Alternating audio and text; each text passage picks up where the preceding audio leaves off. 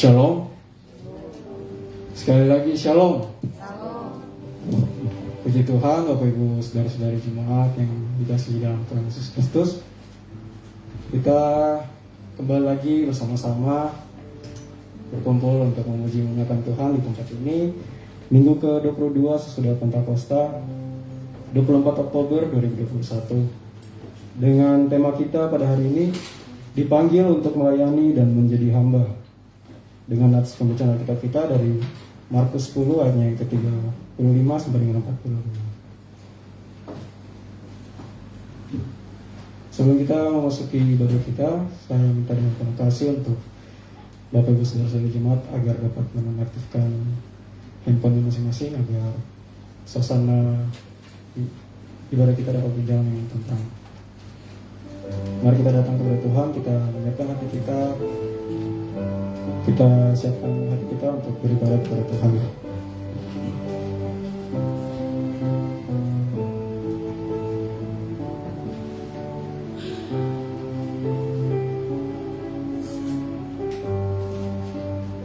Mari kita datang kepada Tuhan dengan hati yang sungguh-sungguh.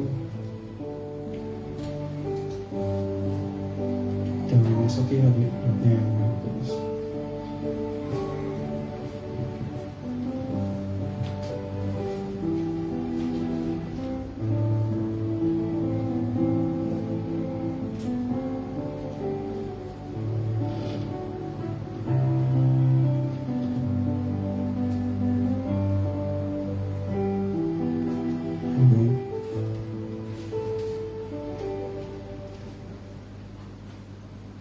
Mari kita memuji Tuhan dengan nyanyian rohani metodis 259, Hai Mari Sembah.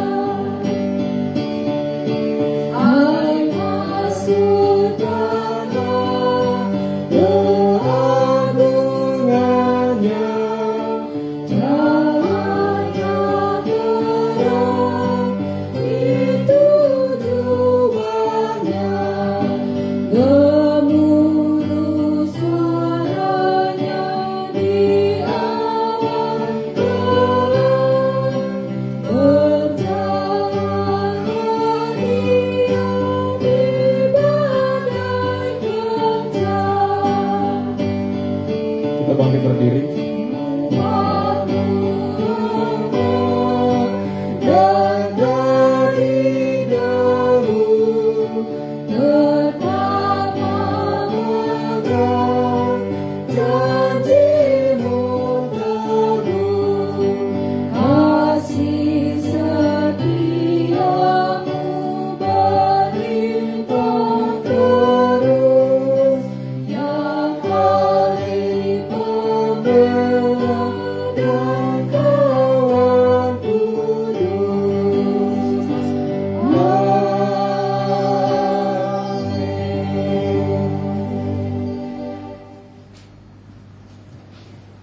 Barang siapa terbesar di antara kamu, hendaklah ia menjadi pelayanmu. Dan barang siapa meninggikan diri, ia akan direndahkan. Dan barang siapa merendahkan diri, ia akan ditinggikan. Pertolongan kepada kita adalah di dalam nama Tuhan Allah yang menciptakan langit dan bumi. Turunlah kiranya atas kita sekalian anugerah dari Allah Bapa, Anak dan Roh Kudus. Amin. Jemaat dipersilakan untuk duduk.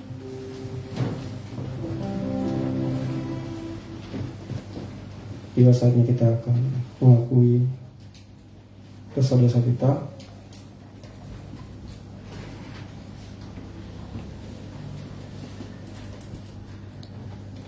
kita datang kepada Tuhan, kita tunduk di bawah kaki salibnya, kita merendahkan diri kita sadar bahwa kita adalah manusia yang berdosa.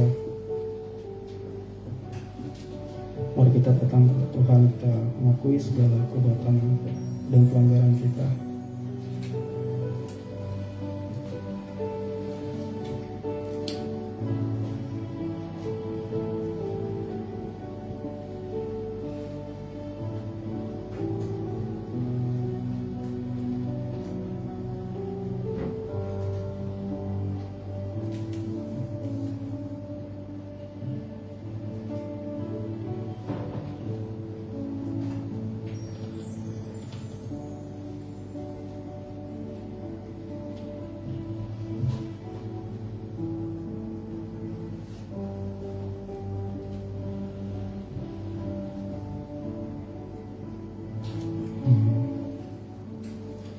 Berdoa bersama-sama. Bapa kami yang di sorga, dengan kasih-Mu Engkau telah menjadikan kami, dan dengan kasih-Mu Engkau telah menjaga kami, dan dengan kasih-Mu Engkau juga hendak menjadikan kami sempurna. Dengan rendah hati kami mengaku bahwa kami tidak mengasihi-Mu dengan segenap hati, roh, jiwa, dan seluruh tenaga kami. Kami juga tidak mengasihi sesama kami manusia sebagaimana Kristus telah mengasihi kami. Anak Engkau di dalam kami, tetapi nafsu kami telah membuat kami lupa akan kehendak-Mu. Ampunkan kami Bapa, dan tolonglah kami agar kami bertobat dari dosa-dosa kami dan hidup kami yang salah itu. Pimpinlah kami dengan Roh-Mu, agar kami dapat berlaku seperti yang Engkau kehendaki, sehingga kami dapat masuk ke dalam kemuliaan yang sempurna daripada ciptaan-Mu demi Yesus Kristus Tuhan kami. Amin. Menjaga iman, tetapi kenakanlah Tuhan Yesus Kristus sebagai perlengkapan senjata terang, dan janganlah merawat tubuhmu untuk memuaskan keinginannya. Kita berdoa. Bapa kami di dalam kerajaan surga, dikuduskanlah nama-Mu, datanglah kerajaan-Mu, jadilah kehendak-Mu di bumi seperti di surga.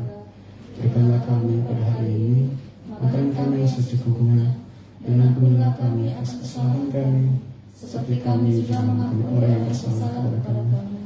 Dan jangan membawa kami ke dalam pencobaan, tetapi lepaskanlah kami daripada yang jahat, karena Engkau yang punya kerajaan dan kuasa dan kemuliaan sampai selama-lamanya. Amin. Mari dengan penuh sukacita kita memuji Tuhan dengan lagu yang berjudul Datanglah Kembali.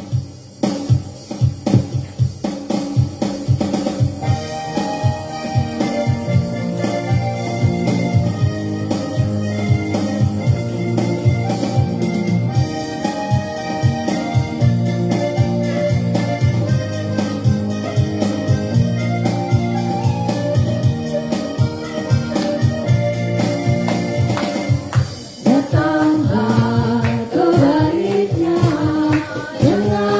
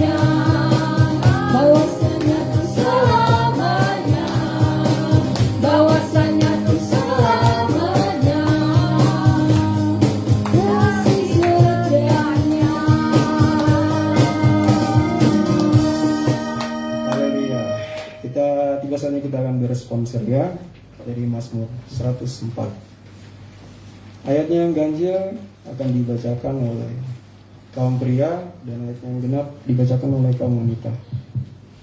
Dan pada ayat yang terakhir kita akan membacakannya secara bersama-sama. Kita mulai. Pujilah Tuhan, hai jiwaku, Tuhan Allahku, Engkau sangat besar.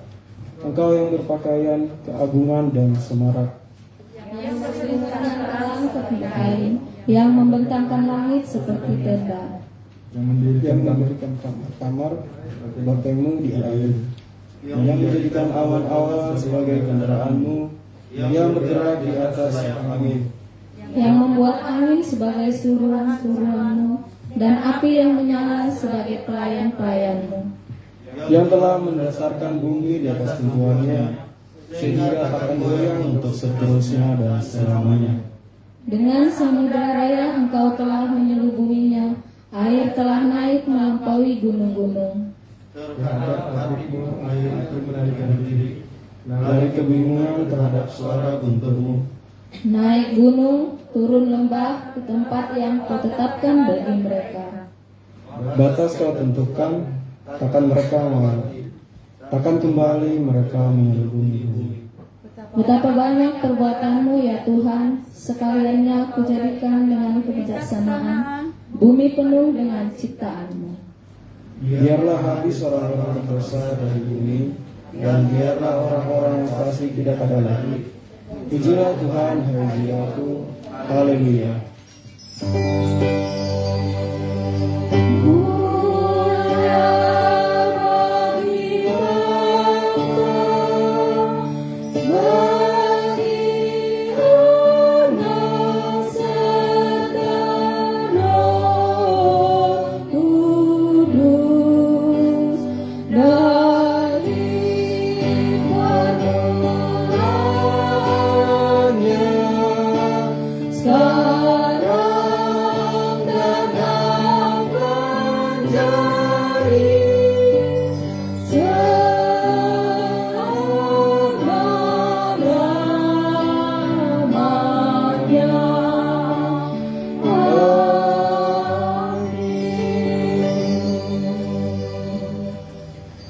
Bersama dengan umat percaya gereja di sepanjang abad dan tempat, kita mengaku pengakuan iman kita sesuai dengan pengakuan iman Rasuli.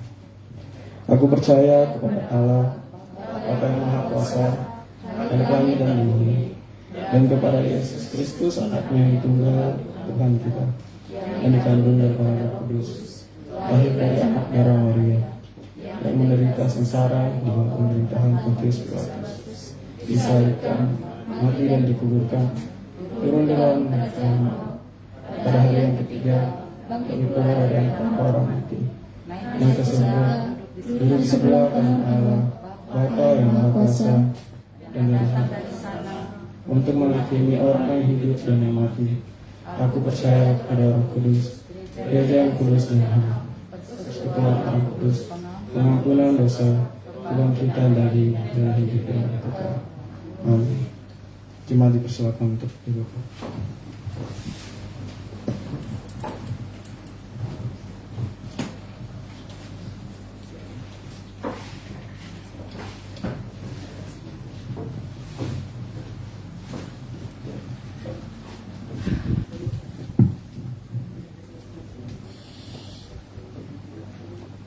Epistel buat kita minggu ini diambil dari Ibrani 5 ayat yang pertama sampai ayat yang ke-10. Beginilah bunyinya. Sebab setiap iman besar yang dipilih dari antara manusia ditetapkan bagi manusia dalam hubungan mereka dengan Allah, supaya ia mempersembahkan persembahan dan korban karena mereka. Ia harus dapat mengerti orang-orang yang jahil dan orang-orang yang sesat, karena ia sendiri penuh dengan kelemahan, yang mengharuskannya untuk mempersembahkan kurban karena dosa, karena bukan saja bagi umat, tetapi juga bagi dirinya sendiri. Dan tidak seorang pun yang mengambil kehormatan itu bagi dirinya sendiri, tetapi dipanggil untuk itu oleh Allah, seperti yang telah terjadi dengan Harun.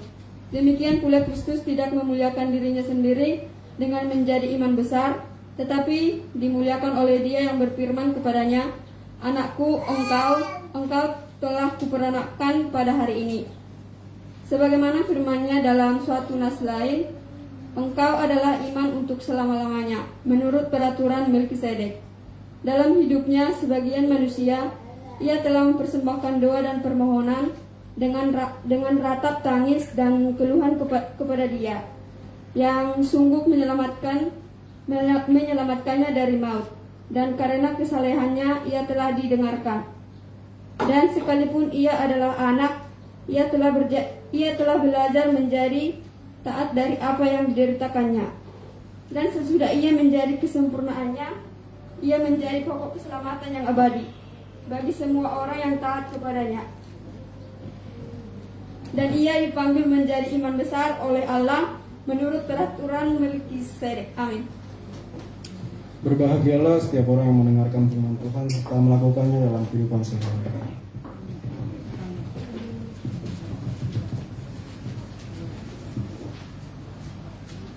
Biasanya kita mendengarkan harta jemaat kita.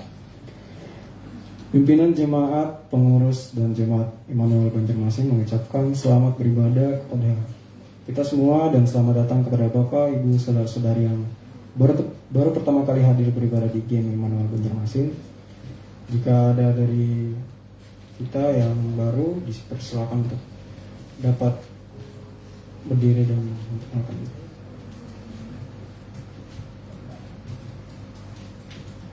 Ya, mungkin Bapak nama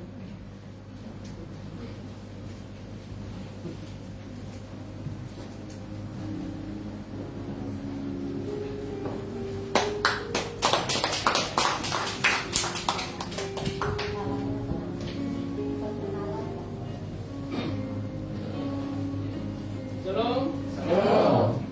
Bapak Ibu, bagi jemaat Tuhan yang diberkati, kami mengenalkan diri, nama saya Immanuel Banjarmasin dan istri Ibu dan istrinya Nasikeres. Kami berkunjung ke Kalimantan atau Banjarmasin ini berkaitan dengan anak kami Mustafa Manuel Banjarmasin yang telah menyelesaikan studinya dan sudah kami boleh hadir di sini dan Tuhan kami diberikan waktu bersama dengan Bapak Ibu dan teman sekalian kita memuji dan merayakan saat kami yang demikian Shalom. Shalom. Bapak dan Mama, selamat kami ucapkan selamat beribadah di GIM Immanuel Banjarmasin. Bagi yang membutuhkan pelayanan berupa konseling, doa, pelepasan dari ikatan roh jahat dan kuasa-kuasa kegelapan, serta membutuhkan bimbingan pranikah dan pernikahan, baptisan dan siji, serta pemakaman, dapat menghubungi pimpinan jemaat dengan nomor HP yang telah tertera di warta kita masing-masing. Adapun berita sepekan adalah sebagai berikut. Dari panitia kebaktian, kantung persembahan diedarkan 2 kantung, satu untuk kas gereja dan satu lagi untuk kas panitia Natal. 2. Terima kasih untuk persembahan konsumsi pada hari ini dari Ibu Rita, adik dari Ibu Iwa, dari Ibu Novi, juga dari Ibu Sari Oktaina. Kiranya Tuhan Yesus memberkati. Dari pimpinan jemaat, hari ini 24 Oktober 2021, Pendeta James Damanik berangkat ke GKE Parahangan, Resort Bukit Bamba, Kecamatan Kahayan Tengah, Kabupaten Pulau Pisau, Kalimantan Tengah, untuk mengikuti kegiatan pengabdian kepada masyarakat PKM, mahasiswa pasca sarjana Institut Agama Kristen Negeri Palangkaraya. Setelah selesai acara, pulang ke Banjarmasin pada hari itu juga. Dari Konversi Agung GMI, hari ini 24 Oktober 2021 diadakan ibadah penutupan Konversi Agung ke-14 bertempat di Jakarta. Dari Komisi Keanggotaan dan Evangelisasi, untuk mensukseskan moto gereja kita bertambah 1, mari kita semua bertekad membawa jiwa-jiwa baru kepada Tuhan melalui persahabatan kita dengan orang-orang di sekitar kita. Adapun anggota jemaat yang berulang tahun di bulan Oktober yaitu Saudari Beatrix Sitohang, Saudari Ayu Latu Paisa, Saudara Roni Magai di Stefan Nathaniel, Yohanes Gesler Potinama, Saudari Gabriela Luna Claudine Tampu Bolon, juga Ibu Sari Oktarina dan Ibu Erlita Caroline Simatupang. Pada yang berulang tahun di bulan Oktober ini diucapkan selamat ulang tahun, Tuhan Yesus memberkati.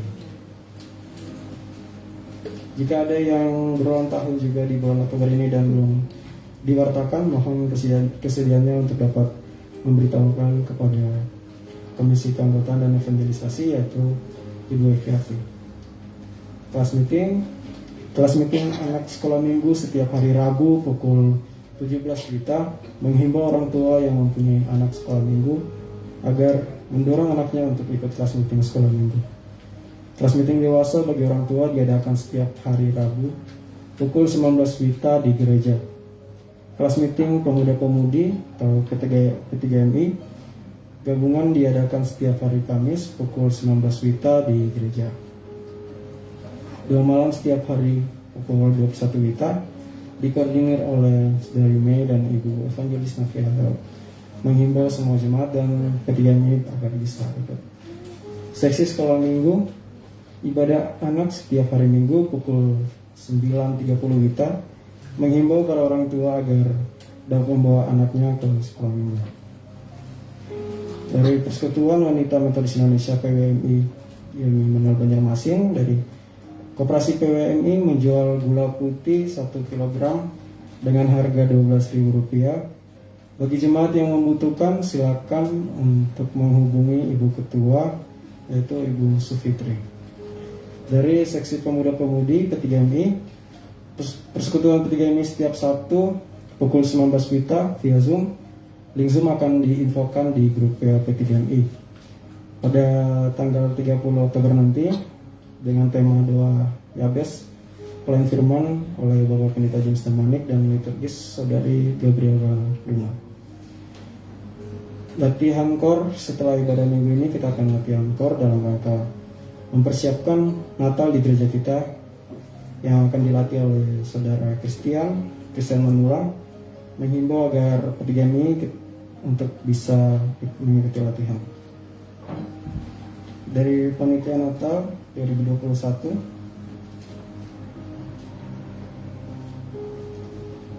Bapak Ibu Saudara-saudari jemaat bisa melihat susunan panitia di warta masing-masing, mulai dari ketua, sekretaris, bendahara, dan seksi-seksi lainnya. Rapat Panitia Natal 17 Oktober 2021 memutuskan beberapa hal, yaitu perayaan Natal akan diadakan pada hari Jumat, tanggal 17 Desember 2021 pukul 17 WITA, bertempat di rumah Bapak M. Tampu Bolon. Tema Natal yaitu cinta kasih Kristus yang menggerakkan persaudaraan. Dari 1 Petrus pasal 1 ayatnya yang ke-22. Untuk penggalangan dana Natal, setiap minggu akan diedarkan kantung persembahan. Ya. Jemaat juga dihimbau agar bisa untuk memberikan persembahan syukur atau janji iman keluarga atau pribadi. Bendahara Natal akan setiap minggu mengupdate persembahan syukur atau janji iman jemaat. Konferensi resort Kongres Jamie Grace akan diadakan pada hari Sabtu, tanggal 30 Oktober 2021 via Zoom. Mengingatkan kehadiran semua majelis jemaat agar bisa mengikutinya. Dari Komisi Diakonia Sosial, Minggu 31 Oktober, setelah ibadah minggu akan diadakan seminar kesehatan yang akan dibawakan oleh Saudari Beatrix Sitohang STP.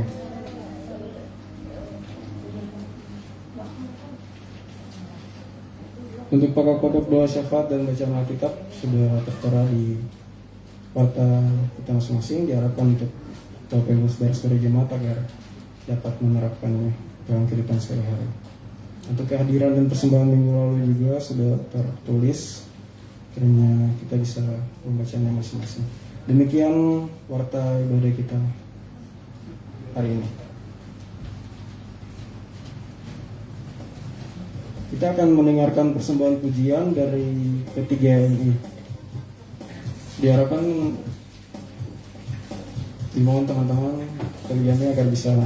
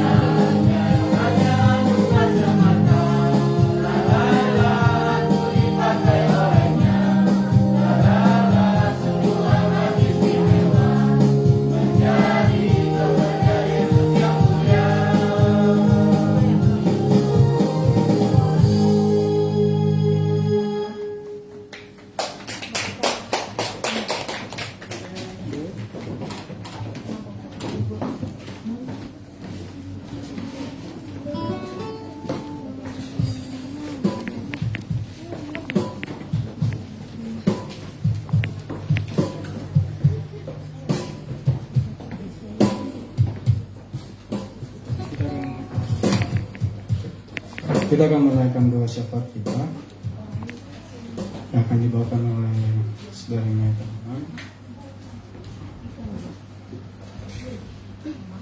Sebelum itu mari kita menaikkan pujian kita, betapa hatiku berterima kasih Yesus.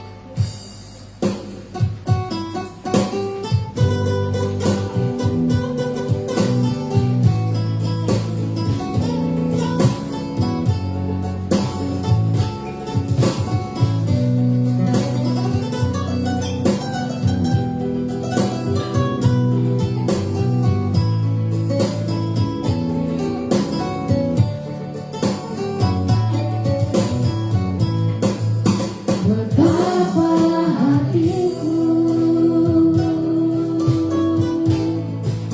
berterima kasih Yesus, Kau mengasihiku, Kau memilikiku. Hanya Tuhan persembahanku, segenap hidupku, jiwa dan ragaku. Harta ku miliki, harta kekayaan yang cukup berarti untuk ku persembahkan.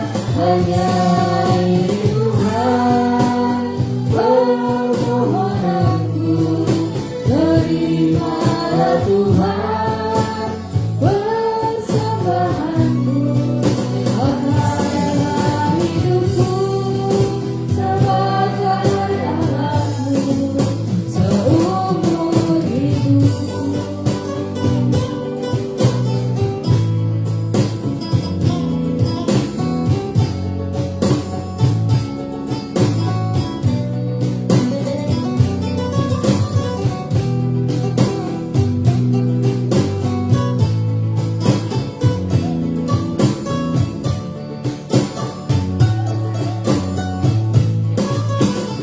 Betapa hatiku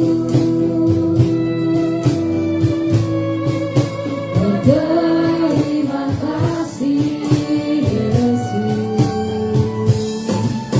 Kau mengasihiku, Kau memilikiku.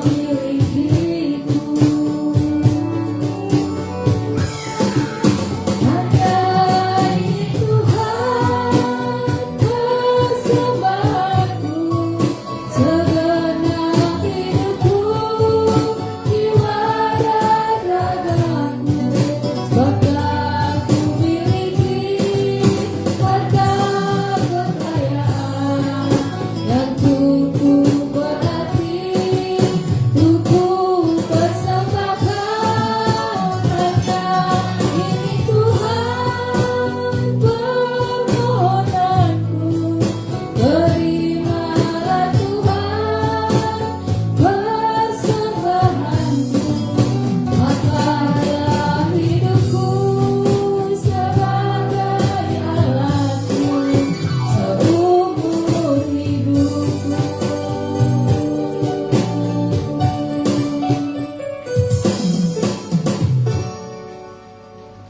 Bapak Ibu yang dikasihi Tuhan, mari kita bersama berdoa.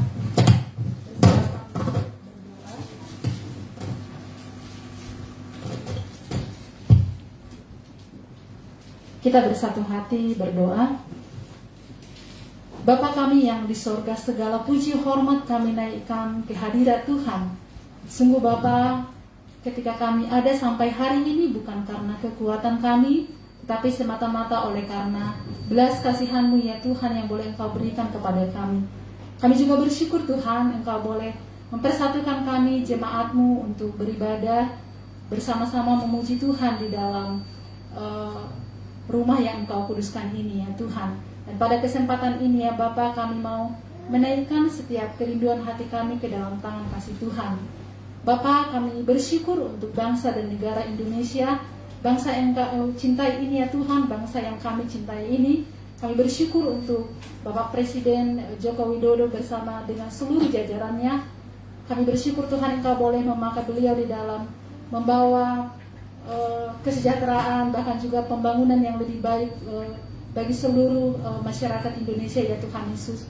Kami serahkan beliau Bapak kesehatannya dan seluruh setiap tugas tanggung jawab beliau Bapak ke dalam tangan Engkau yang boleh terus memberkati Bapak, Engkau yang boleh terus turut campur tangannya Bapak, sehingga di dalam seluruh kepemimpinannya Bapak sungguh-sungguh dapat membawa kebaikan bagi bangsa kami ini. Terima kasih Tuhan Yesus yang baik. Kami juga bersyukur ke dalam tangan kasih Tuhan untuk kondisi kesehatan bangsa kami ini yang semakin Tuhan pulihkan daripada pandemi COVID ini, ya Tuhan. Terima kasih ya Bapak untuk vaksinasi yang boleh berjalan, semuanya dapat membawa kesehatan yang lebih baik lagi bagi seluruh masyarakat, ya Tuhan Yesus. Dan kami tetap merindukan Bapak, kondisi bangsa kami ini boleh lebih baik lagi ya Tuhan ke depannya. Dan seluruh program-program pemerintah, baik itu di daerah, di pusat, bahkan juga ke daerah Tuhan, Engkau yang boleh turut campur tangan Bapak, sehingga semuanya dapat berjalan dengan baik. Bapak, di dalam sore kami juga bersyukur untuk kebaikan Tuhan, di dalam secara khusus untuk gereja kami ya Tuhan, Gereja Metodis Indonesia, yang sudah melaksanakan konferensi agungnya Bapak dari tanggal 22 hingga pada hari ini. Kami bersyukur Tuhan untuk pemimpin kami yang sudah terpilih ya Tuhan. Ada Bapak Pendeta Bishop Kristi Wilson Sinurat, Bapak Pendeta Bishop Sabam Luban Tobing, dan juga Bapak Bishop David Wu. Kami serahkan mereka ke dalam pimpinan Tuhan, di dalam kepemimpinan mereka untuk Gereja Metodis Indonesia selama 4 tahun ke depan, dari tahun ini sampai 2025. Tuhan Yesus yang baik, kami percaya Engkau yang telah memilih mereka Bapa. Kami percaya Engkau yang boleh terus menolong mereka ya Tuhan, untuk memperlengkapi bahkan juga memakai gereja kami melalui kepemimpinan mereka Bapa, untuk menjadi saksi Tuhan di tengah-tengah bangsa kami ini. Kami serahkan Tuhan untuk kesehatan mereka, untuk kesatuan hati mereka ya Bapa, bersama-sama dengan seluruh hamba-hamba Tuhan, bahkan juga jemaat-Mu, untuk boleh ambil bagian di dalam memperluas kerajaan Tuhan secara khusus di tengah-tengah bangsa kami ini. Terima kasih Tuhan Yesus. Kami juga berdoa untuk seluruh gereja-Mu ya Bapa, yang ada di tengah-tengah bangsa kami ini, biarlah boleh tetap bersehati, boleh tetap dengar-dengaran akan Tuhan, akan apa yang menjadi kerinduan-Mu di tengah-tengah bangsa kami ini ya Tuhan. Bapa yang baik, demikian juga kami bersyukur pada ibadah kami hari ini. Kami bersyukur boleh beribadah bersama-sama dengan kedua orang tua dari saudara kami Manu ya Tuhan, mereka yang datang dari Papua ke Banjarmasin ini ya Tuhan. Terima kasih atas persekutuan kami ya Tuhan. Kami serahkan mereka ke dalam tangan kasih Tuhan, kesehatan, bahkan juga setiap rencana mereka Engkau yang memberkati. Demikian juga nanti untuk kapanpun mereka akan kembali ke Papua, kami serahkan ke dalam tangan kasih-Mu Tuhan yang memberkati, Tuhan yang senantiasa menyertai mereka. Terima kasih Tuhan Yesus yang baik. Demikian juga Bapa untuk seluruh jemaat Tuhan yang saat ini dalam keadaan sakit, bahkan juga yang mengalami kelemahan tubuh ya Bapa, ataupun mengalami pergumulan ya Bapa. Kami berdoa pemulihan yang sempurna berasal daripada-Mu ya Bapa, sehingga mereka boleh bersuka cita oleh karena Tuhan yang boleh memberikan kesembuhan. Secara khusus untuk pemulihan bagi saudara kami Yohanes dan juga saudara kami Saifuddin ya Tuhan. Kuat kuasa-Mu yang boleh memberikan pemulihan kepada mereka, sehingga boleh mereka menikmati kebaikan-kebaikan Tuhan dalam kehidupan mereka.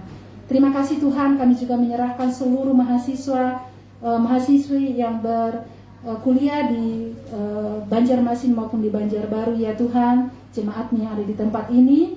Tuhan Yesus, kami serahkan mereka ke dalam tangan kasih-Mu. Engkau yang boleh mencukupkan segala kebutuhan mereka, Engkau yang boleh menambahkan hikmat kepada mereka di dalam mengelola segala sesuatu yang Tuhan percayakan kepada mereka. Bahkan mereka boleh tetap setia beribadah kepada Tuhan, dan juga boleh Tuhan pakai menjadi alat-Mu melalui gereja-Mu di tempat ini ya Tuhan. Terima kasih Bapa. Kami juga menyerahkan kepada-Mu untuk persiapan rangkaian perayaan Natal kami ya Tuhan, segala kesatuan hati panitia bersama-sama dengan jemaat Tuhan, bahkan juga segala sesuatu yang dibutuhkan, Tuhan yang boleh turut campur tangan di dalamnya.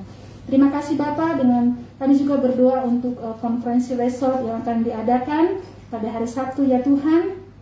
Tuhan yang boleh memberkati, menolong seluruh gereja-gereja-Mu yang ambil bagian di dalamnya dapat mengikutinya dengan baik ya Tuhan. dan persiapan panitia juga dapat berjalan dengan baik ya Tuhan. Terima kasih Bapa, kami tetap menyerahkan gereja kami ini ke dalam tangan kasih Tuhan untuk kerinduan hati kami memiliki rumah ibadah yang permanen ya Tuhan. Dan Engkau yang boleh terus memberkati, menuntun seluruh pengurus-Mu ya Bapa untuk boleh tetap mengambil bagian seturut dengan kehendak-Mu ya Tuhan. Dan juga seluruh hamba-hamba Tuhan, kami tetap menyerahkan mereka, pelayanan mereka, keluarga mereka, dan segala kerinduan hati mereka ya Bapa Tuhan yang boleh terus memberkati. Terima kasih Bapa yang baik, kami juga sebentar lagi akan menikmati kebenaran firman-Mu yang akan disampaikan oleh hamba-Mu, Ibu Novia Daud. Tuhan yang boleh memakai beliau dengan kuat kuasa-Mu, dengan segala karunia yang Engkau anugerahkan kepada beliau. Tuhan Yesus yang baik, kami menyadari doa kami ini masih jauh daripada sempurna. Kami percaya bahwa Engkau akan terus menolong kami untuk boleh berdua seturut dengan kehendak-Mu. Terpujilah nama-Mu Bapa, kami sudah berdoa, menyerahkan doa kami ini ke dalam tangan kasih-Mu di dalam Kristus Yesus, Tuhan dan Juru Selamat kami yang hidup. Amin. Bapak Ibu yang dikasihi Tuhan, sebelum kita mendengarkan kebenaran firman Tuhan yang akan disampaikan oleh hambanya Ibu Evangelis Novia Daud, mari kita naikkan pujian kita dari nyanyian rohani metodis nomor 72, nyanyikan lagu yang baru.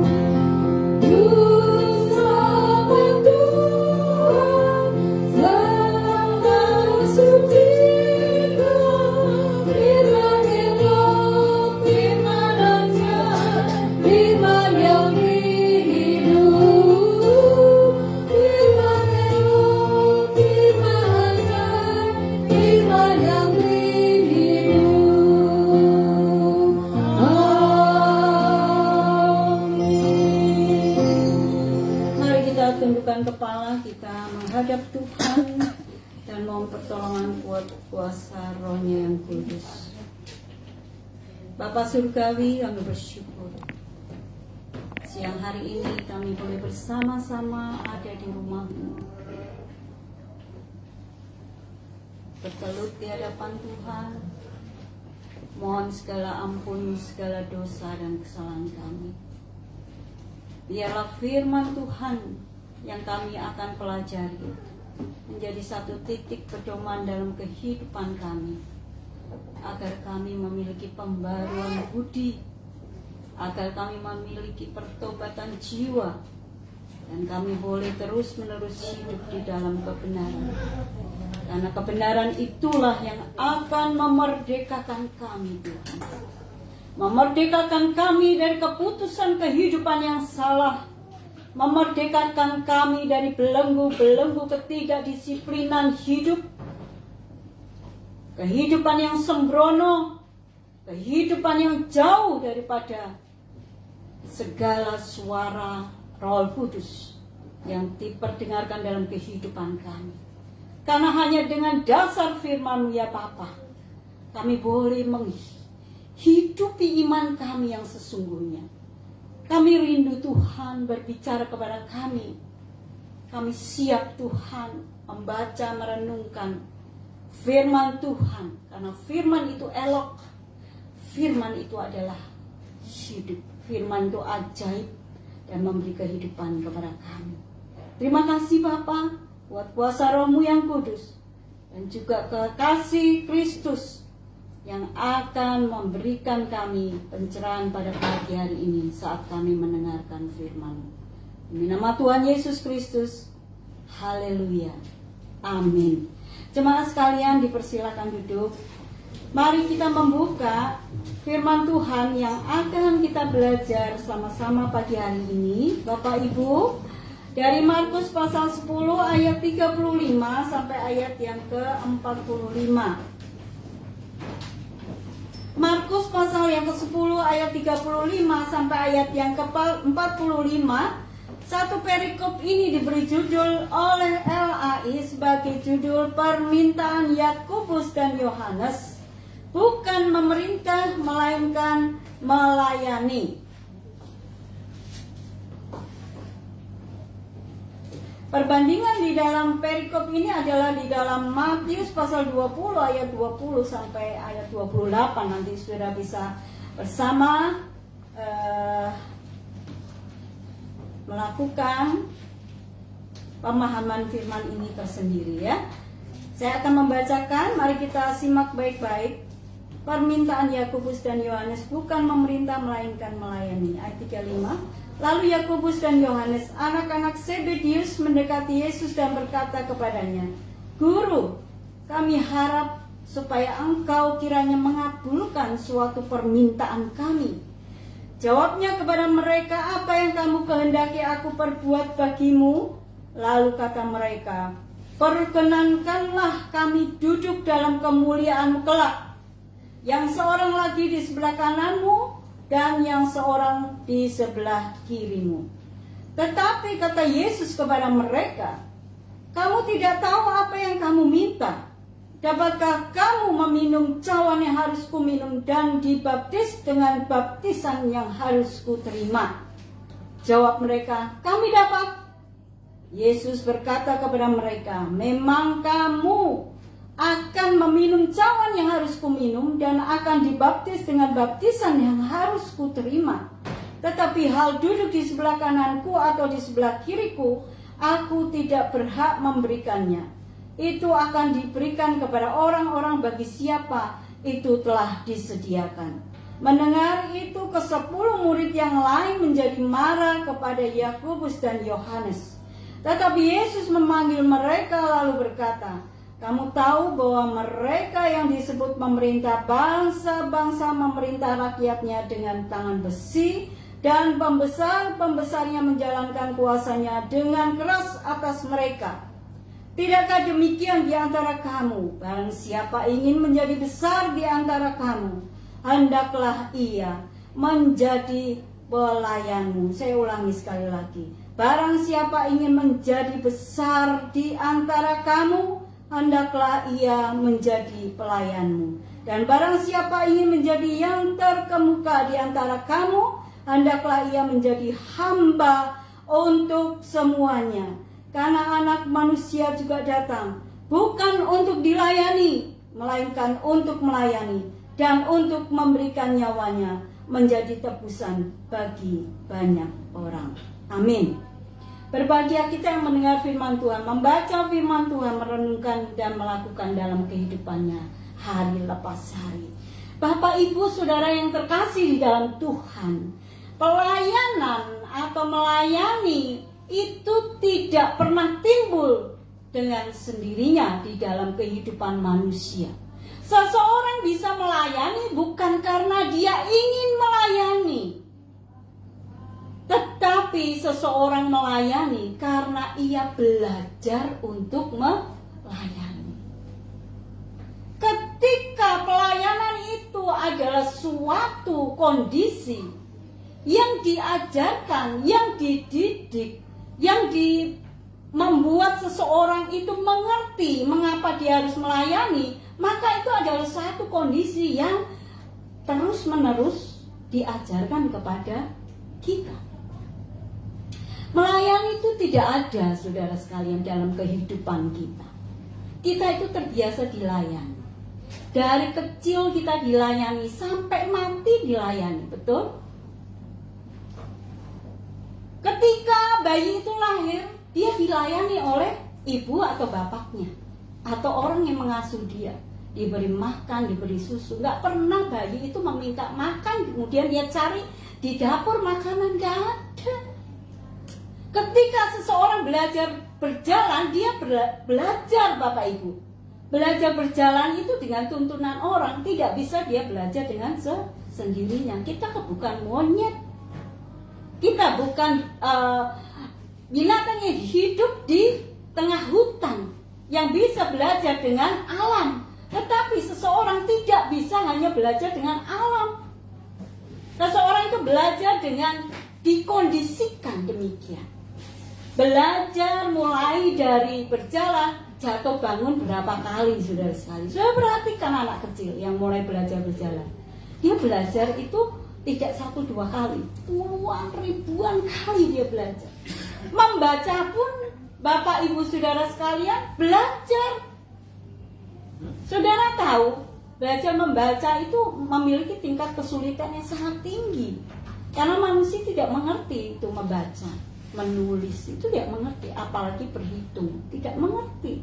Harus diajarkan, harus ada orang yang mengajar. Di daerah pelayanan suami saya itu anak-anak usia SMP itu belum bisa membaca, belum bisa menulis. Itu sangat sedih sekali kalau melihat kondisi itu. Ya, ketika kami pertama kali ke sana, salah satu dari antara kelompok orang-orang Dayak yang ada di PAL 24 itu, tempat yang namanya PAL 24 itu, saudara sekalian, hanya satu keluarga yang Kristen, yang lain itu masih keharingan, semua agama suku. Dan mereka itu kasihan sekali, tidak ada satupun, orang tuanya juga tidak bisa membaca, maka anak-anaknya juga tidak akan bisa membaca. Ketika masuk ke sana, Bu Evi, Pak James masuk ke sana juga, mereka kaget dengan kondisi ini, ya. Karena gurunya hanya satu, sementara anak yang diajar begitu banyak. Apalagi ini guru kami sekarang itu lagi hamil dan akan melahirkan, sehingga akan kesulitan untuk mengajar. Karena anak-anak SD yang kelas 4, kelas 5 yang tergabung di TK itu sama sekali belum bisa baca. Mereka dari Loksado, dari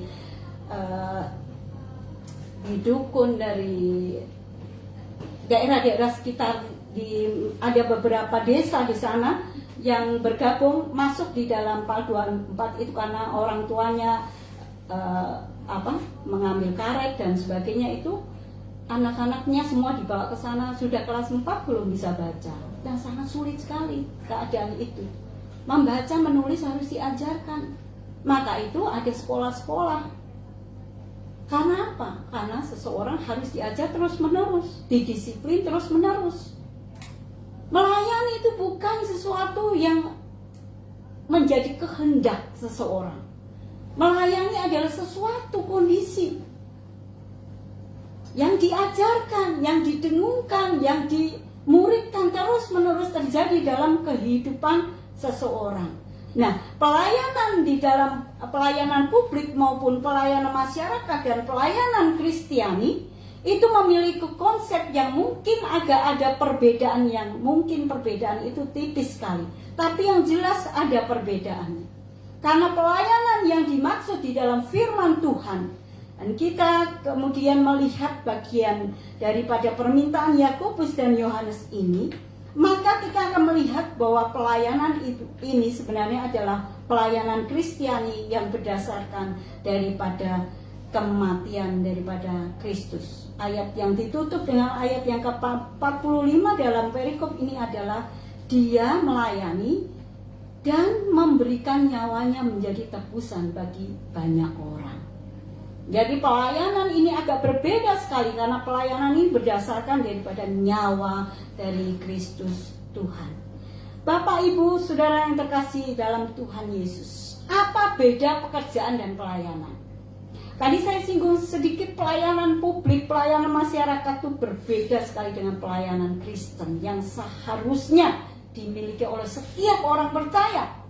Saya mau tanya kepada Bapak Ibu, pekerjaan dan pelayanan apa bedanya? Saya mengutip dari seorang hamba Tuhan yang berkata demikian, merincikan atau menjabarkan pekerjaan dan pelayanan itu demikian. Bila dilakukan untuk mencari nafkah, itu namanya pekerjaan. Namun bila untuk Tuhan, itu pelayanan. Kemudian dia katakan, bila berpikir untuk sukses, itu pekerjaan. Bila kita hanya berpikir untuk kesetiaan, itulah pelayanan. Itu bedanya katanya. Bila berhenti karena tidak ada yang berterima kasih, itu namanya kita bekerja. Tidak ada yang terima kasih, ya udah, saya ambil aja bekerja. Ya. Tapi bila terus-menerus mengerjakan walau tidak seorang pun berterima kasih kepadanya dan tidak dikenal oleh siapapun juga, itu namanya pelayanan. Aku tidak peduli, aku bekerja di sini, melayani di sini untuk Tuhan. Orang mau terima kasih mau tidak, saya tidak peduli. Orang mau kenal saya mau tidak kenal saya tidak peduli. Itu namanya pelayanan. Bila dikritik lalu kita berhenti, kita ngambek, kita mokong istilahnya, atau kita berhenti, ya itu namanya pekerjaan. Bila terus-menerus bekerja walaupun dikritik habis-habisan, itu namanya pelayanan. Gereja yang biasa-biasa saja karena orang-orangnya hanya bekerja. Tapi gereja yang luar biasa itu dipenuhi oleh orang-orang yang melayani. Jadi Bapak Ibu Saudara sekalian, dari kutipan ini saya juga belajar untuk membatasi atau memberi garis tegas antara pekerjaan dan pelayanan. Kalau kita hidup untuk bekerja, tubuh kita ini ada waktu dan batasnya. Ketika kita tabrakan saudara sekalian, wah saya waktu Yohanes kecelakaan itu, aduh bagaimana gitu ya kan. Cukup susah karena apa? Karena pekerjaan tentunya terhambat. Kita tabrakan gak bisa bekerja, terbatas. Kalau kita melakukan segala sesuatu karena kita hanya untuk bekerja untuk diri kita, waktu kita terbatas, Bapak Ibu Saudara sekalian. Kita pikir kita punya waktu 24 jam. Sudah punya waktu 24 jam? Tidak. Sudah butuh istirahat. Coba kita pekerjakan seseorang tanpa istirahat, nggak mau dia. Ya kan? Emang bisa bayar berapa? Gitu. Saudara yang dikasih dalam Tuhan, pekerjaan dan pelayanan itu sangat-sangat berbeda, saudara. Kita melayani, itulah yang dikehendaki oleh Tuhan di dalam kehidupan kita. Kita melayani bukan karena kita ingin melayani, itu yang satu-satunya bisa menyenangkan hati Tuhan. Tidak bisa ditawar, saudara sekalian.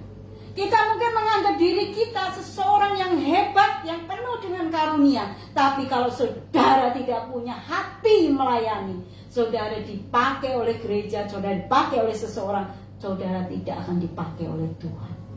Karena saudara sekalian, melayani itu harus memiliki hati pelayan. Kalau kita tidak punya hati pelayan, tidak punya hati hamba, saudara sekalian, maka apa yang diminta oleh Yakobus dan Yohanes itu menjadi satu batu sandungan di dalam kehidupan pelayanan. Apa apa yang diminta oleh Yakobus dan Yohanes itu wajar? Wajar, saudara sekalian. Karena apa? Karena mereka itu sepupu daripada Tuhan Yesus. Sudah perhatikan, Yakobus itu bukan orang biasa, saudara. Dia orang paling dekat dengan Tuhan Yesus secara garis darah, kekeluargaan, saudara. Demikian dengan Yohanes. Dua orang ini memang privilege, orang yang punya tempat gitu. Sudah wajar kalau di dalam kemuliaan nanti aku duduk di sebelah kanan, dia duduk di sebelah kiri daripada kemuliaan Tuhan Yesus. Namun saudara sekalian yang dikasihi Tuhan, Tuhan bertanya, yang dijawab dengan begitu cepat, kami bisa, kami ambil itu. Tuhan Yesus bertanya, bisakah kamu minum cawan dari cawan yang aku minum dan baptisan yang aku terima? Kami bisa, kami dapat. Kenapa mereka dengan cepat mereka menjawab seperti itu? Karena apa, saudara sekalian? Karena mereka merasa spesial di dalam kehidupan Tuhan Yesus. Bapak Ibu yang dikasihi Tuhan, hal tempat yang spesial ini, saudara sekalian, menjadi satu sarana mereka, menjadi satu sarana di mana batu sandungan di dalam kehidupan mereka, yang dikatakan oleh Tuhan Yesus tentang penderitaan. Dalam penderitaan itu kemuliaan Allah itu akan nampak. Yang difokuskan oleh muridnya ini bukan penderitaannya, tapi kemuliaannya. Kan di dalam akhir-akhir sebelum Yesus masuk dalam penderitaan salib, maka itu selalu Tuhan Yesus mengajarkan tentang penderitaan fisik. Tapi yang difokuskan oleh Yakobus dan Yohanes ini beda. Mungkin bukan cuma dua orang ini, tapi murid yang lain. 12 muridnya saya yakin 10-nya juga semuanya berpikiran yang sama. Aku menderita hari ini gak apa-apa asal ada kemuliaannya, asal aku dapat tempat di sebelah kanan atau sebelah kiri Tuhan Yesus. Begitu. Jangankan nanti, saudara, hari ini saudara sekalian, di gereja Tuhan itu banyak perpecahan. Karena apa? Karena orang mau dapat tempat, ya kan? Kalau dia tidak dipuji, dia tidak mendapatkan satu penghargaan, maka dia malas melayani. Kenapa? Karena aku sudah susah payah, aku sudah keluar uang banyak, aku sudah beri waktu banyak untuk semua, untuk gereja ini bisa bertumbuh, gereja ini bisa berkembang, gereja ini bisa jadi sukses. Bukan itu tujuan gereja. Bapak Ibu saudara sekalian, banyak orang di dalam gereja itu memiliki sudut pandang kemuliaan. Dia ingin supaya apa yang dikerjakannya adalah pekerjaan yang memberikan dirinya satu penghargaan, memanipulasi dirinya sedemikian rupa untuk menjadi yang terdepan. Bapak Ibu saudara yang terkasihi Tuhan Yesus Kristus, inilah yang dinyatakan oleh Yakobus dan Yohanes di sini. Bukan Yohanes ini ya, Yohanes di sini. Di sini di Alkitab maksud saya. Bapak Ibu saudara sekalian, perhatikan, dua orang ini orang yang spesial karena mereka lah saudara kandung daripada Tuhan Yesus. Saudara kandung dalam arti sepupu. Ya sama kakak beradik daripada pihak Maria, saudara sekalian. Mari kita perhatikan bagaimana mereka meminta itu. Bagaimana mereka merasa bahwa itu bagus untuk mereka dapatkan. Karena roh menjadi yang terbaik, menjadi yang terdepan, menjadi dihargai, itu adalah roh yang saat ini mengikat banyak orang. Orang bekerja supaya dia mendapatkan penghargaan. Orang bekerja supaya kalau dia sukses, dia tidak bekerja itu lagi. Saudara perhatikan ini. Ketika orang sukses, dia tidak mau lagi cuci piring. Dia tidak mau lagi ngepel. Dia tidak mau lagi mengerjakan pekerjaan-pekerjaan yang dia katakan, itu pekerjaan kecil. Dulu aku melakukan karena aku belum sukses. Itu yang dinamakan roh yang mengikat.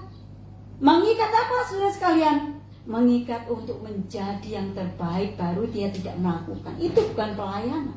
Pelayanan adalah sesuatu, walaupun saudara di tempat yang paling atas, saudara tetap punya hati untuk melayani orang lain. Itu namanya pelayanan yang sesungguhnya. Pelayanan dan menjadi hamba. Bapak, Ibu, Saudara yang terkasih di dalam Tuhan, mengapa kita melayani? Karena Tuhan lebih dahulu melayani kita. Pasal 10 ayat yang ke-45 di sana. Karena anak manusia datang bukan untuk dilayani, melainkan untuk melayani. Bapak, Ibu, Saudara sekalian, dasar daripada pelayanan kita hari ini adalah karena Yesus melayani lebih dulu. Kalau Tuhan Yesus tidak melayani kita, tidak mengajar kita untuk melayani, tidak mengkondisikan kita melayani, saudara boleh katakan, aku tidak perlu pelayanan. Aku tidak perlu melayani. Yang kedua, saudara sekalian, sudah perhatikan di sini. Kita melayani untuk Tuhan. Bila kita melayani untuk manusia, maka kita akan kecewa. Tapi bila kita melayani untuk Tuhan, maka kita akan dipandang oleh Tuhan. Saudara sekalian, 1 Petrus 4 ayat 10 dikatakan, layanilah seorang akan yang lain sesuai dengan karunia yang diperoleh tiap-tiap orang sebagai pengurus yang baik dari kasih karunia Allah. Saudara perhatikan di sini, pelayanan itu perlu mengembangkan karunia saudara. Setiap orang dalam proses hidupnya perlu cari karunia di dalam kehidupannya. Jangan katakan, aku gak bisa seperti Christian main keyboard dengan begitu luar biasa, dengan begitu lincah, dengan begitu indah. Tidak semua bisa memang saudara. Karena karunia saudara bukan di situ mungkin. Saudara sekalian, ada seseorang berkata gak bisa nyanyi seperti dari Patrick atau Mei. Saya gak bisa. Suara saya kok, jangankan nyanyi, ngomong aja fales gitu. Gimana saya mau nyanyi gitu. Mungkin saudara katakan itu tidak bisa. Itu mungkin bukan karunia saudara. Karunia itu berbeda-beda. Begitu banyak karunia. Proses hidup kita adalah mencari karunia kita masing-masing dan melayani seorang akan yang lain sesuai dengan bidang atau dari karunia yang kita miliki. Bapak, Ibu, Saudara yang terkasih di dalam Tuhan Yesus Kristus, pelayanan itu saudara sekalian yang dikatakan oleh Yakobus dan Yohanes sebagai satu privilege, sebagai satu tempat yang istimewa. Maka prinsip kehidupan kekristenan adalah orang lain lebih dulu, saya di tempat yang ke belakang. Saudara sekalian, saudara tahu kematian Yakobus dan kematian Yohanes adalah kematian kemuliaan. Karena seumur hidupnya dia akhirnya melayani Tuhan. Saya perhatikan nanti kalau saudara sempat saudara buka di dalam Kisah Rasul pasal 12 ayat 2, di mana Yakobus mati syahid di sana, dipenggal kepalanya oleh Herodes.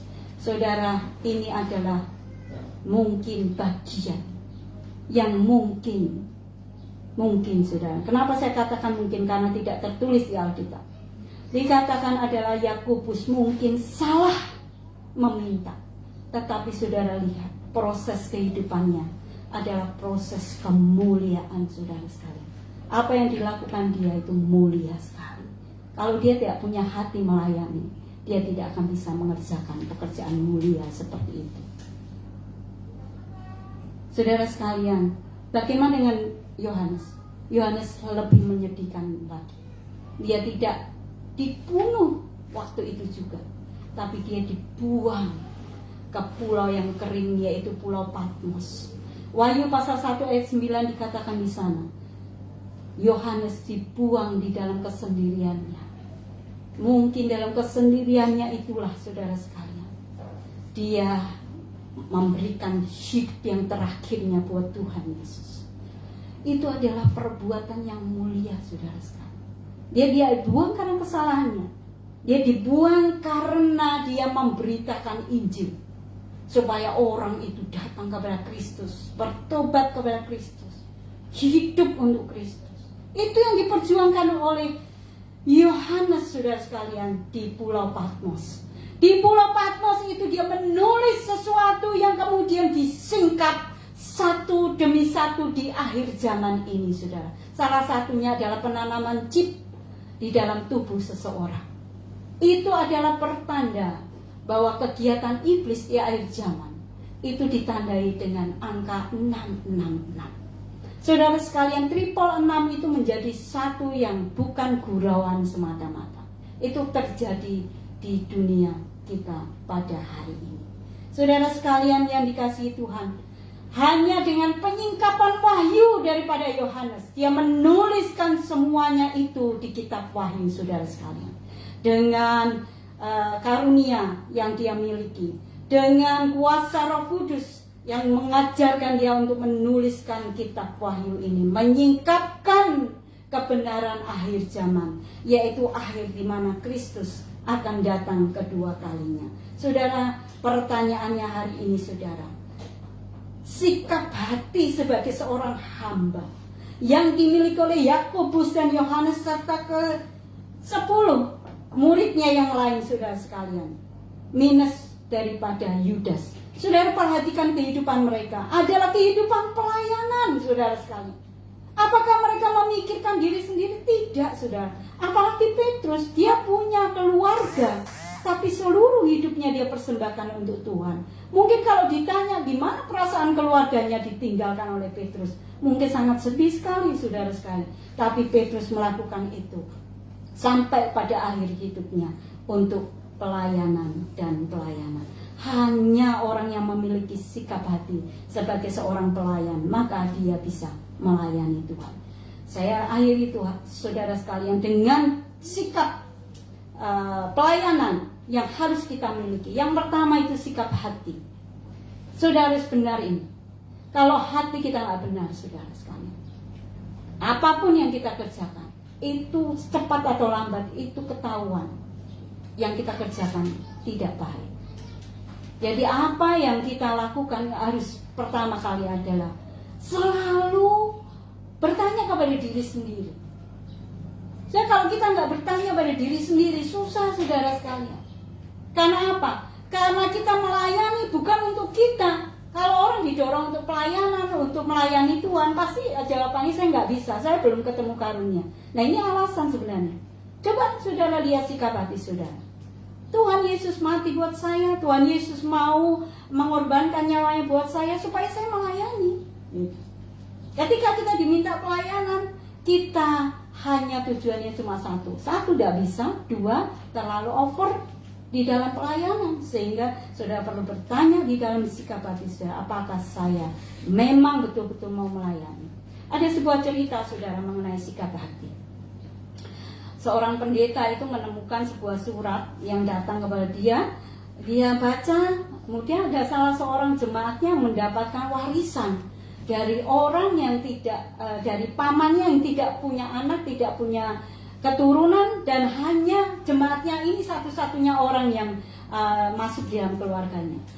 Tidak tanggung-tanggung, saudara sekalian, ini uang jumlahnya warisan itu triliunan. Ketika dia buka kaget, ini dari pengacara, waduh, kalau triliunan ini uangnya nolnya nggak sedikit, saudara, ya kan? Kemudian dia mau menyampaikan itu kepada jemaatnya. Joni namanya, nggak ada namanya Joni di sini ya. Kalau ada Joni, mari kita sama-sama makan dari uang warisan itu ya. Ini Joni nggak ada. Nah, ini Joni akan dapat warisan triliunan. Pak pendeta ini kemudian berpikir, kalau saya sampaikan kepada Joni, dia pasti akan kaget, terkejut, dan meninggal. Karena apa? Dia baru pasang ring, gitu. Takutnya kalau jantungnya tidak kuat, dia meninggal. Kalau dapat berita gembira atau berita sedih, orang sakit jantung itu paling sensitif, jadi pasti meninggal. Jadi dia berpikir, Pak pendeta ini sampaikan atau enggak sampaikan. Tapi kalau tidak disampaikan, nanti uangnya ke dinas sosial, gitu ya kan? Wah, ini bagaimana ini? Kemudian akhirnya diputuskanlah Pak Pendeta ini datang ke rumah Joni, ya. Dan dia dengan hikmat Tuhan dia menyampaikan kepada Joni, ini ada berita, kamu tenang aja, nggak usah terlalu terkejut, ya. Ini ada surat dari pengacara kalau kamu dapat warisan, gitu. Mungkin Joni juga nggak punya keluarga rasanya, kok dapat warisan dari mana, orang tuanya nggak punya warisan apapun, kenapa jadi punya warisan tiba-tiba. Tapi Joni tenang-tenang saja karena dia baru operasi jantung, ya kan. Kemudian Pak Pendeta ini mengatakan, ya ini suratnya saya sudah sampaikan dan nilainya mungkin ya Joni mungkin bisa beli rumah daripada hidup kontrak terus menerus, gitu ya, 1 triliun gitu. Dengan pelan pendeta ini menyampaikan ke Joni. Kemudian apa yang terjadi? Yang terjadi adalah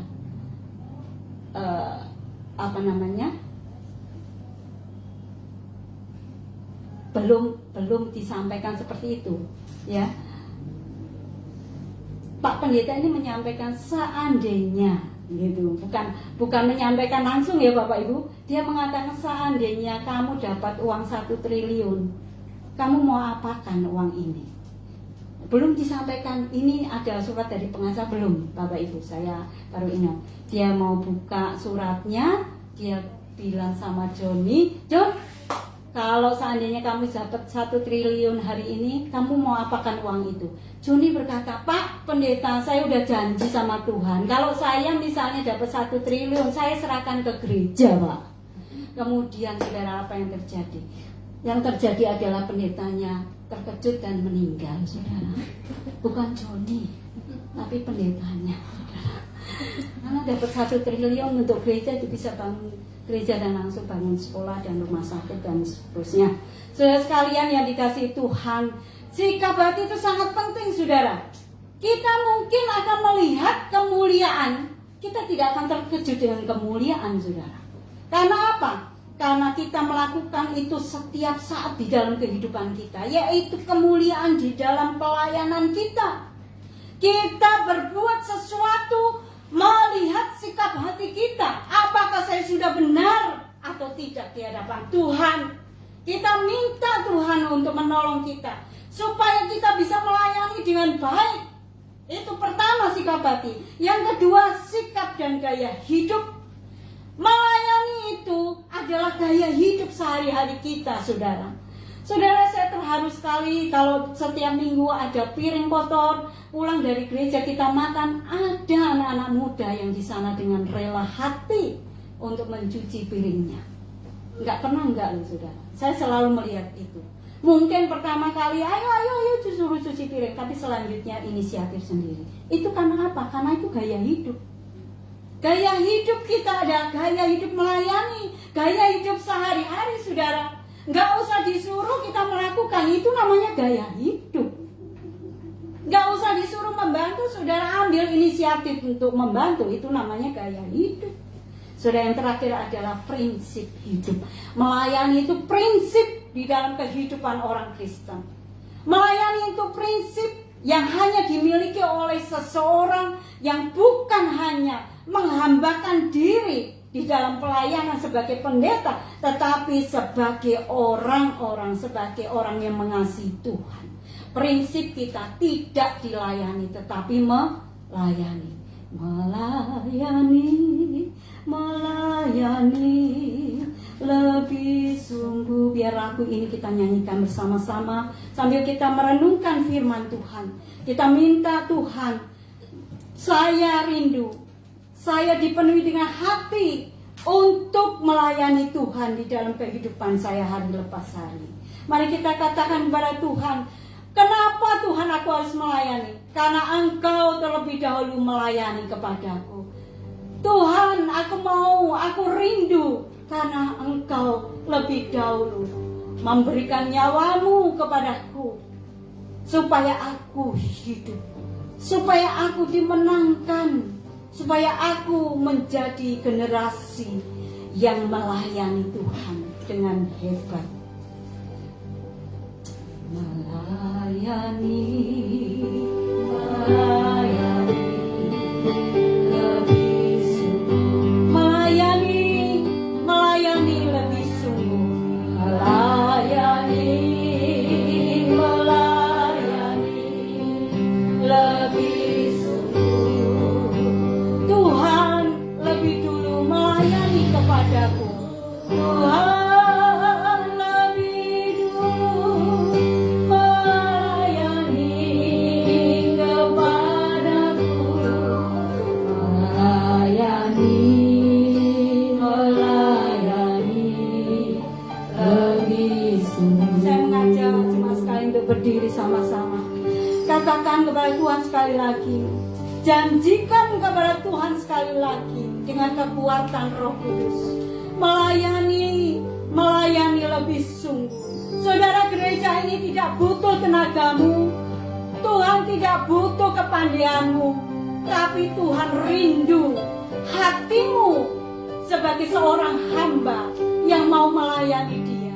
Mari kita katakan, melayani. Tuhan, aku mau melayani lebih sungguh-sungguh di dalam kehidupanku. Haleluya. Melayani lebih sungguh. Melayani lebih sungguh. Melayani lebih sungguh. Tuhan lebih dulu melayani kepadamu. Lebih dulu melayani kepadamu. Melayani lebih sungguh. Ibu Sufitri akan berdoa bagi kita semua yang sudah mendengar firman Tuhan. Terima kasih Bapa di sorga, kami telah mendengarkan daripada firman-Mu.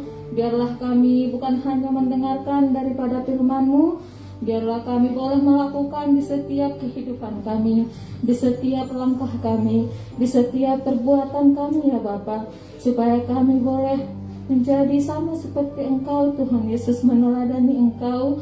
Kami boleh melayani di dalam keluarga kami boleh melayani di setiap pekerjaan kami, di setiap aktivitas kami Bapa, supaya kami dapat melakukan sesuai dengan firman-Mu. Ajari kami ya Bapa dengan Roh Kudus-Mu, supaya kami boleh melakukan semua apa yang Kau kehendaki. Terima kasih Bapa di surga. Kami bersyukur penyampaian firman daripada hamba-Mu Ibu Novia Daud. Kiranya Engkau memberkati beliau selalu dan memberikan kesehatan lebih sempurna lagi Tuhan, supaya beliau boleh melakukan pelayanannya di dalam kehidupannya. Terima kasih Bapa, kami serahkan hidup kami ke dalam tangan-Mu saja, di dalam nama Yesus Kristus kami berdoa. Haleluya. Amin. Amin. Terima dipersilakan guru.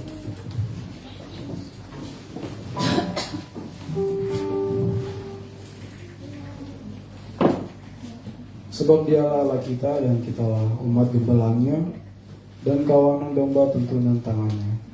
Pada hari ini sekiranya kamu mendengarkan suaranya, janganlah keraskan hatimu seperti di Meribah, seperti pada hari di masa di padang gurun.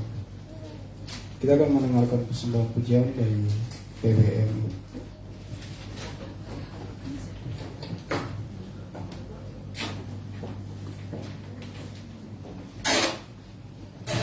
Mari setiap ibu kita maju ke depan, kita bernyanyi jangan lelah bekerja di ladangnya Tuhan. Sebagai respon atas firman.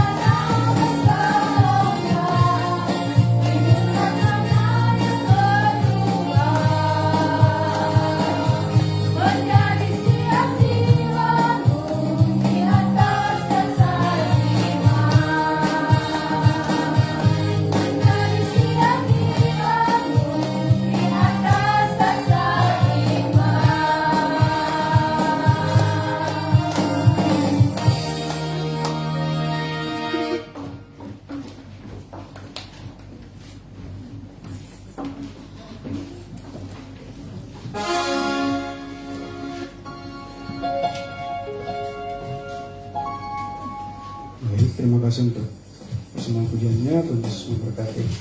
Kita saja kita mengumpulkan persembahan.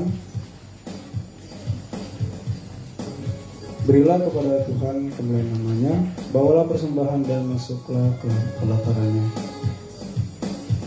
Dengan penuh sukacita akan menaikkan pujian kita kerja buat Tuhan secara langsung. Untuk petugas persembahan,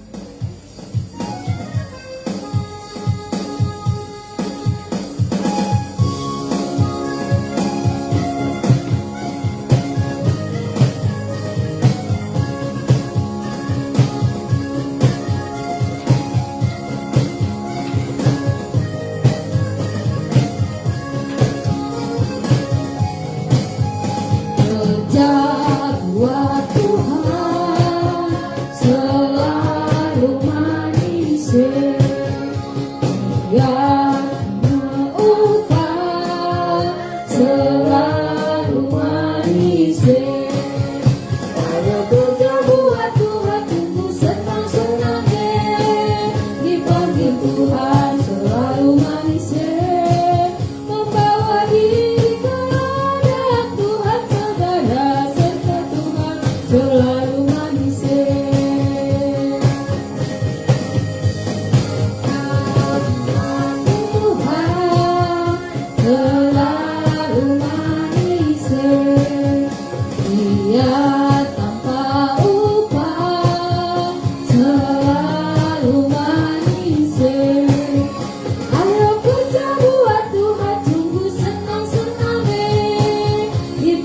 Tuhan selalu manis, membawa diri ke hadapan Tuhan segala, ikut Tuhan selalu manis.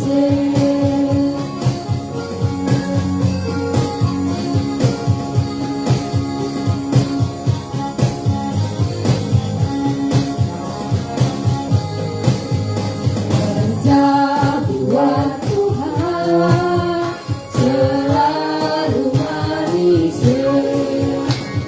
Dia tanpa upah selalu manis. Ayo kerja buat Tuhan, sungguh senang-senang, dipanggil Tuhan selalu manis, membawa diri ke hadapan Tuhan saudara, ikut Tuhan selalu manis.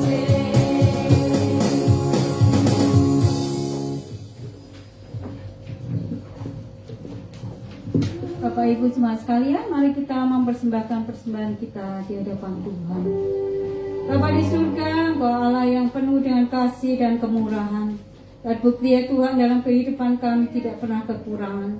Sekalipun ya Tuhan keadaan kami begitu mengkhawatirkan, mungkin dalam kehidupan sebagian jemaat kami ya Tuhan merasa gelisah dalam kehidupannya karena perekonomian mereka. Namun Tuhan tidak pernah tinggalkan kami. Tuhan berkati kami dengan berlimpah-limpah. Tuhan berkati kami dengan kehidupan pekerjaan yang lancar, kehidupan kesehatan yang baik dan penuh dengan sukacita. Biarlah kami menghadapi kehidupan kami dengan kuat kuasa-Mu Bapa, dan terus-menerus bersyukur dalam keadaan apapun. Apa yang kami persembahkan pagi hari ini di rumah-Mu ya Tuhan, akan menjadi satu bentuk rasa syukur dan kemuliaan hanya bagi Engkau. Terima kasih Tuhan. Tetap berkati pekerjaan usaha jemaat-Mu ya Bapa. Apa yang mereka persembahkan hari ini sungguh menjadi satu kekuatan, di mana kehidupan kami dalam bergereja menjadi gereja yang benar-benar seturut dengan kehendak Tuhan, menjadi jemaat yang dimuliakan di dalam kehidupan kekristenan mereka. Terima kasih Bapa. Kami belajar memberikan kehidupan kami sepenuh hati, jiwa kami, dan tubuh kami hanya demi kemuliaan Tuhan. Dengan apa yang kami persembahkan hari ini, inilah ya Tuhan kami belajar. Demi nama Tuhan Yesus Kristus kami mengucap syukur dan berdoa. Haleluya. Amin.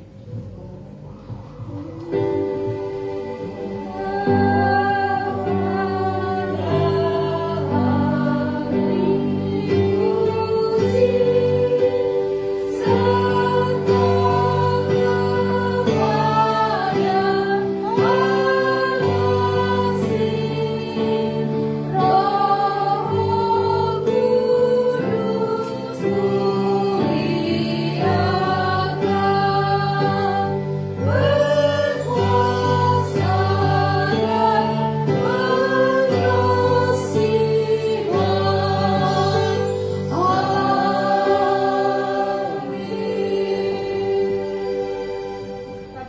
sekalian jemaat Tuhan, mari kita tunduk kepala dan menerima berkat daripada Tuhan.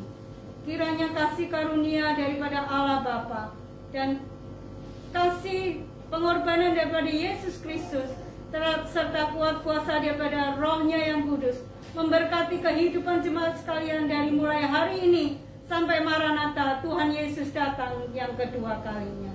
Haleluya. Amin.